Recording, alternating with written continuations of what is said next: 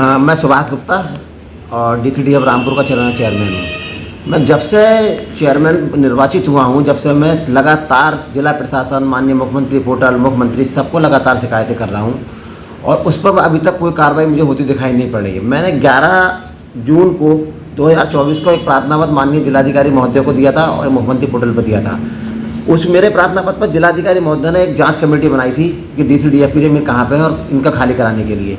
मगर आज लगभग जून से और आज लगभग 2 महीने से ऊपर हो चुके हैं, मगर उस जांच कमेटी का अभी ना तो मुझे कोई ये पता चला है कि जांच कमेटी ने क्या रिपोर्ट बनाई है और ना ही अभी तक कोई कार्रवाई वहाँ पे 11 जून के बाद हुई है कि वहाँ पे कोई ध्वस्तीकरण की होती है या कुछ होती है। लगातार वहाँ पे अवैध कब्जे हो रहे हैं। मैं लगातार प्रशासन से, लगातार अपने सहकारिता विभाग के अधिकारियों से लगातार शिकायतें कर रहा हूँ, मगर कोई भी मुझे ये नहीं दिख रहा है कि कहीं भी कोई कार्रवाई हो रही है।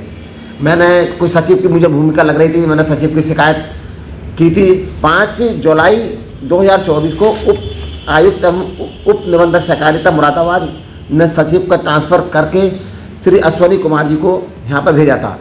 मैं लगातार अश्वनी कुमार जी से कह रहा हूँ कि इसमें आप चार्ज ले लीजिए। आज लगभग 25 दिन से ऊपर हो गए हैं, अभी डीसीडीएफ पर कोई सचिव नहीं है, बिल्कुल सचिव का पद खाली है, जिससे वहाँ पर कोई भी हम कोई काम डीसीडीएफ का नहीं कर पा रहे हैं। मैं 2 बार एआर कोऑपरेटिव को कह चुका हूँ। मैंने 23 तारीख को एआर कोऑपरेटिव को भी कहा था। एआर कोऑपरेटिव ने तुरंत उस दिन लेटर जारी करा था कि आप 4 बजे तक चार्ज ले लें, मगर आज 23 तारीख के बाद भी आज 2 तारीख हो गई है। 2 तारीख तक अभी कोई सचिव का कोई चार्ज नहीं लिया है। पूरा डीसीडीएफ सचिव के साथ खाली है। लगातार डीसीडीएफ की ज़मीन पर अवैध कब्जे हो रहे हैं। मुझे तो ये लगता है कि ये पूरी डीसीडीएफ की ज़मीन को अब कब्जा कराना पूरा मेरे सहकारिता विभाग के अधिकारी और जिला प्रशासन की भूमिका मुझे संदिग्ध प्रतीत लग रही है। जिलाधिकारी महोदय कार्रवाई करते हैं, मगर जिलाधिकारी महोदय से मुझे कोई वो नहीं है कि कोई करते हैं कार्रवाई, मगर नीचे के अधिकारी कोई नहीं सुनने को तैयार है कि इसमें जो है इसके कब्जे हटवाए जाएँ और डीसीडीएफ की ज़मीन खाली करा जाए। अरबों रुपए की प्रॉपर्टी डीसीडीएफ की माला रोड पर है। अगर वो हमें खाली हो जाए तो हम उसमें कारोबार करें तो डीसीडीएफ कोई ना कोई कारोबार करेगी, जिससे सरकारी संपत्ति का नुकसान भी बचेगा और सरकारी खजाने में पैसा भी जमा होगा। मैंने आज फिर जिलाधिकारी महोदय रामपुर को एक लेटर भेजा है कि मैंने जो आपकी जांच कमेटी बनी है उस पर क्या कार्रवाई हुई, उस कार्रवाई को मुझे भी अवगत कराने का कष्ट करें कि वो सरकारी ज़मीन है या नहीं है, खाली होगी या नहीं होगी। और एक लेटर मैंने जिलाधिकारी को ये भेजा है कि अभी तक चार्ज नहीं लिया है सचिव ने। कृपया करके मेरा जिलाधिकारी महोदय से विनम्र निवेदन है, कृपया करें किसी न किसी सचिव का चार्ज डीसीडीएफ को भेजा जाए। और मैं तो फिर आपसे यही कह रहा हूँ, मेरा फिर यही है कि मैं लगातार आज मुझे 1.5 साल शिकायतें करते करते हो गया, भेजता हो गया, मगर कोई भी कार्रवाई मुझे धरातल पर नहीं दिख रही है। तो इससे तो मुझे यही प्रतीत होता है कि मेरे सहकारिता विभाग के जो भी अधिकारी हैं उनकी भूमिका अवैध कब्जे कराने में संलिप्त है। वो कोई अवैध कब्जा हटाने के इच्छुक नहीं है। लगातार नए कब्जे हो रहे हैं। 2 महीने से मैं भी नहीं घूम पाया हूँ वहाँ पे, ना मैं, क्योंकि सचिव न होने की वजह से मैंने भी कोई राउंड नहीं मारा। तो मेरे संज्ञान में आया कि वहाँ पे अवैध कब्जे लगातार दिन प्रतिदिन हो रहे हैं, जबकि मुख्यमंत्री जी की मंशा है कि अवैध कब्जे ना हो। मुख्यमंत्री जी का आदेश है कि भाई जो भी सरकारी ज़मीन है वो वहाँ पे खाली होनी चाहिए और नए अवैध कब्जे नहीं होने चाहिए। तो हम तो कह रहे हैं चलो नए पुराने कब्जों के लिए अगर थोड़ा टाइम लगे, मगर जो नए कब्जे वहाँ पे लोग कर रहे हैं वो तो ना हो। उन्हें तो रोके प्रशासन रोके, मेरे सहकारिता विभाग के अधिकारी रोके, मगर मेरे ना तो प्रशासन का कोई सहयोग मिल रहा है, ना ही मुझे मेरे सहकारिता विभाग का कोई सहयोग मिल रहा है।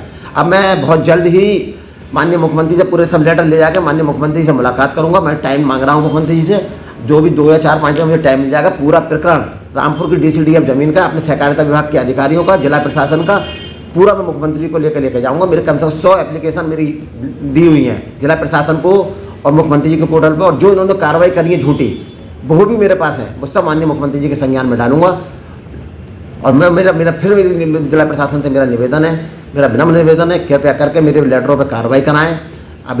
जो अवैध कब्जे कर रहे हैं उन्हें बचा लें। डीसीडीएफ की अरबों रुपए की प्रॉपर्टी है, लगातार कब्जे हो रहे हैं, इन्हें रुकवा लें। मेरा उसमें कोई वो नहीं है। मुझे मेरा जितना सहयोग है, मेरे कार्यालय से जितना सहयोग है मैं देने के लिए तैयार हूँ। जहाँ चलने के लिए तैयार हूँ, जहाँ मर्जी हो वहाँ चलने के लिए तैयार हूँ। मैं नहीं डर रहा हूँ। मेरे पास धमकियाँ मिल रही हैं, लोग हम मुझसे ये भी कह रहे हैं, मुझे कह रहे हैं कि हम आपको झूठे मुकदमे में फंसाएंगे अगर आप। मैं फिर भी नहीं डर रहा हूँ, क्योंकि मैं अपनी जगह सच्चा हूँ।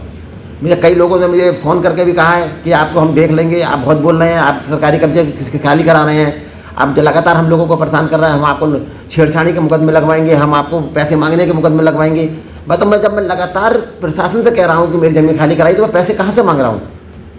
भाई मेरे पैसे अगर मुझे लेना होता है, पैसे मांगने का होता तो मैं बताने की भी साजिश रची जा रही है। मुझे लेटर दिया है, एक प्रार्थना पत्र किसी ने मेरे खिलाफ दिया है कि हाँ। और मैं जब गया था अभी कुछ दिन पहले, तो मेरे पास जो लोग वहाँ पे उन्होंने कहा है कि चेयरमैन साहब आप इकल्ले मत आना, क्यों आपको जो है कि यहाँ पे ये लोग ये साजिश रच रहे हैं, जो मेरे लोग वहाँ पे दो चाह रहे हैं कि हम ये जो है किसी लड़की से किसी औरत से आपको फर्जी तरीके से छेड़छाड़ी के मुकदमे में फंसाने की कोशिश कर रहे हैं।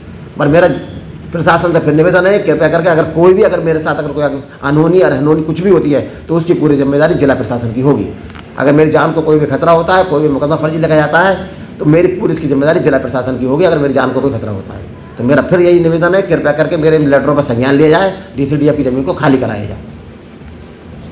शहर की सरकार और जनता को दरकार, दिखाएंगे आपको क्या कहता है वोटर। अब की बार किसकी सरकार।